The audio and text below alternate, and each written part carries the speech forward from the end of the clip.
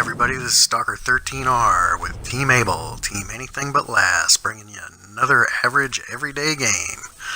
Today we're going to focus on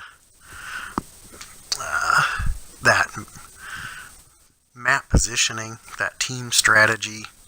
We're going to look at the situation on the battlefield dictating what your individual strategy needs to be, not you deciding what individual strategy you'd like to implement and hoping that the other 14 people on your team read your mind and go along with that play. So we're going to look at Lakeview today, and you can see this is just an average everyday game.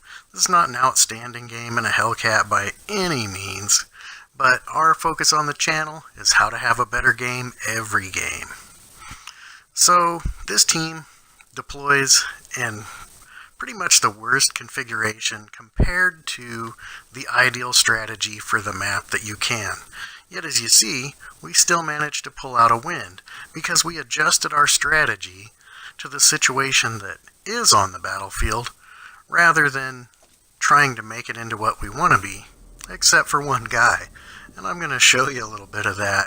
As you know, he's that traditional map pinger and the overall strategist. And the big point I want to make here for today, for the overall strategy point, is that once your team is committed to a position on a battlefield, you don't have time to reorganize them into what you would like them to be. The enemy team is coming, and you don't have time to go, oh, too many guys went to the valley and not enough guys went to the city, so some of you valley guys come over here and help out in the city, because by the time they turn away from the valley, they've taken their gun out of the valley. Their gun won't be with you in the city until they drive all the way over there. By then, the enemy team will have already overtaken the city. So my point is to you map pingers, even if the strategy being implemented isn't ideal, it's the situation you're going to have to work with. It's what dictates your strategy. Your strategy doesn't dictate the situation. Now you're going to see a guy. He's going to start pinging the map.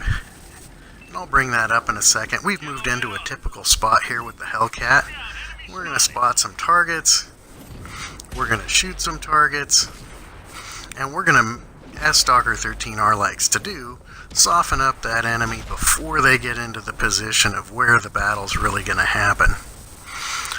Now I'll bring up the mini-map here in a second. 7 people on our team went to the valley. That is way too much. Way too much. Much more people should have went to the city. And pretty soon one guy's going to start pinging the map as soon as we run out of targets to soften up here. And they're going to decide, they know better. Hey, there's too many people over there. We need more people over here.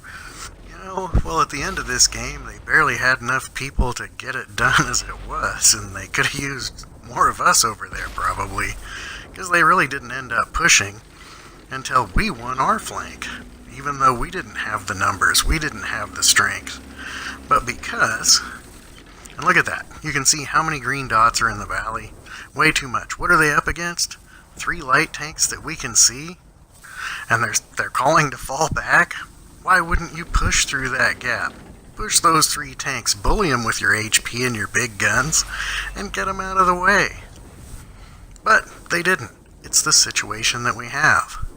So as you do on the lake road up here, we spot targets, we soften them up before they get to town, and then we'll sit over here and take some flank shots. I missed a couple of shots there.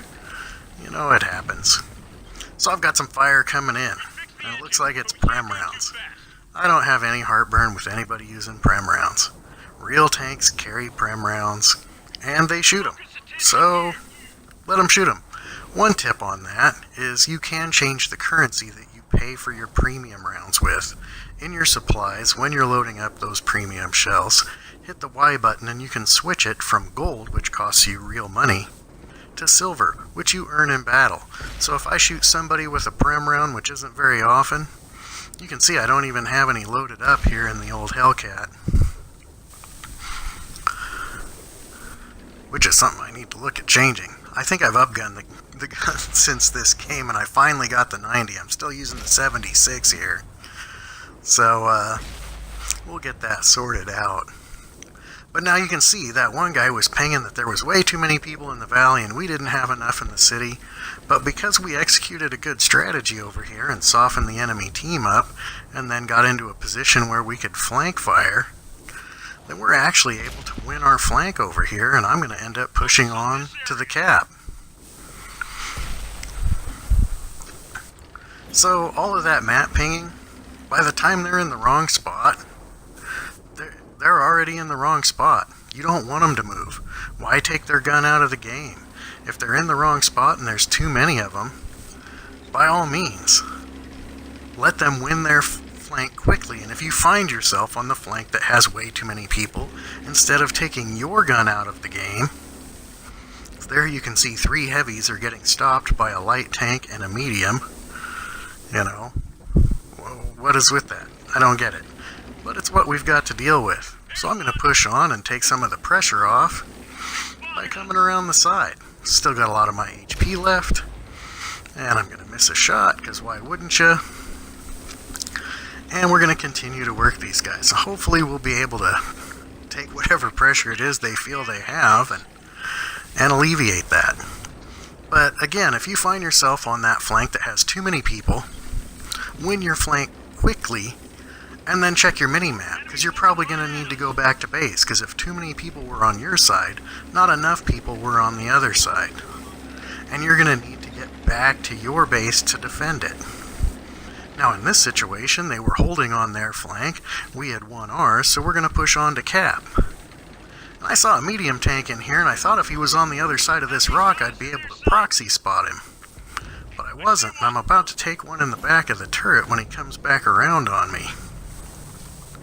So rather than just turning to face this guy, I'm going to just go ahead and move forward. His choice is to follow me out into the fire of those heavy tanks. I can meanwhile get a shot on this guy, and I can pull the old switcheroo on him. But anyways, always check when you win your flank, or if you're losing your flank, you don't have a choice to make. But if you've won your flank, instead of just pushing on to the enemy cap, check that mini-map first like I did, and see if you don't need to go back to defend your base. Because if you win your flank early, then you can go back and you can defend your cap, or you can support the other flank that didn't have it if they're still around. And that's a lot better of a concept of how do I deal with there's not enough people with me. Okay, instead of being aggressive and pushing, then just fight a delaying action. Fight that retrograde. Put out some damage and then fall back to another position. Put out some damage and fall back to another position. Make them take that time. Give the other flank time to win their flank and come and help. And if you're on the side that has too many people, then win your flank quickly, but check your mini-map and see if you don't need to go support the other flank, or if they've completely fallen and you need to go back to base and reset that cap. A lot of other channels also say this kind of concept. It's not anyone's individual intellectual property. It's kind of a common sense deal. So here you can see I'm just showing that I was using the 76, and I'm almost to where I'm going to get that 90. Put the gun stats up. Everybody knows what a Hellcat is. But again, don't try to change the situation when you see that it's not ideal to what the classic strategy for the map would be. The whole point here is work with the situation that you have, because changing the situation once you realize it's not ideal will do more damage to your team than working with the situation that you have by taking those guns out of that initial engagement, trying to reposition them, only to then feed them to the enemy team one at a time instead of in a large group. So I hope that makes sense and you enjoyed the video today. Thanks for watching. I'm Stalker13R, and I hope that every day you have a good game.